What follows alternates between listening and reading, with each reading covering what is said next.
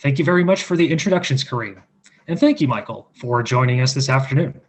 Each year, Channel Daily News creates a detailed snapshot of Canada's leading IT solution providers. CDN collects and analyzes submissions provided by Canada's leading IT solution providers, and those are managed service providers, cloud solution providers, system integrators, VARs, and IT consultants from across the country. We're going to take a few minutes today to chat about some of the results of our benchmarking survey data, but before we do, Mike, please introduce yourself to everyone watching. Michael O'Neill, Principal Analyst inside AAS. I've been, as many of the folks who will take time to watch this video know, I've been doing channel and other IT-related research for many years in the Canadian and North American and global markets. Thanks for that, Mike, and let's actually just start peeling through some of this data. Not much has changed since last year when it comes to respondents indicating how they label themselves. Most partners still describe themselves as value-added resellers. There's a slight bump in the number of partners calling themselves managed service providers. And then there's also some nuance into the solutions that they're indicating that they're selling. So, Mike, just right off the bat, what does the initial data there tell you at a glance about the makeup of the channel ecosystem in Canada? You know, if you look at the results of the top 100 business model question in your survey, about 75% of your top firms self-identify as VARs or MSPs, both of which would have a reasonable mix of services and resale revenue.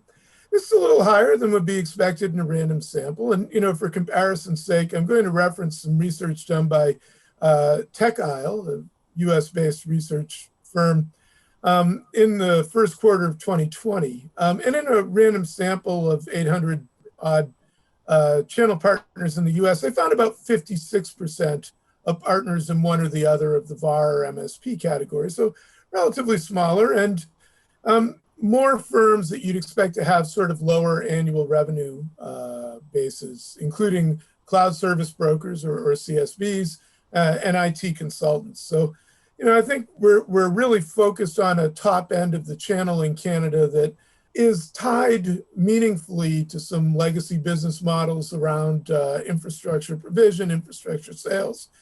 The Canadian channel as a whole would include a much larger number of even smaller firms that provide, that are services centric, either cloud services centric in the case of CSBs or consulting services in the case of IT consultants.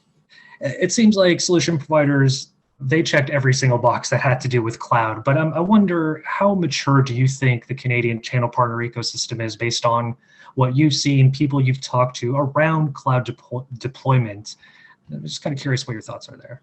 You know, the survey results indicate that a fair number of channel organizations at the top of the Canadian industry have embraced that, and 70%, 72% are offering cloud infrastructure, although for some reason only 48% of that same group of respondents reports that they provide infrastructure as a service.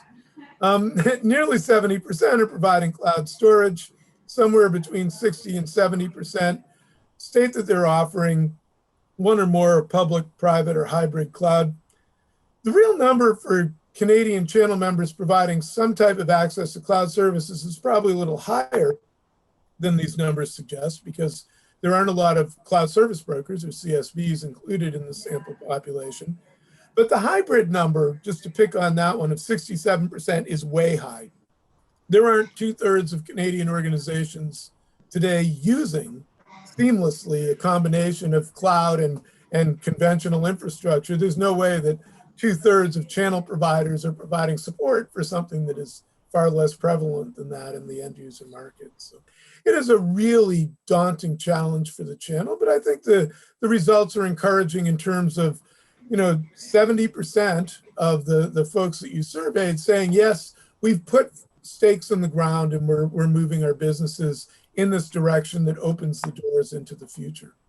The next thing I want to talk about on that note is hiring plans. So it's good to see that more than 90% of partners are expecting to hire within the next 12 months.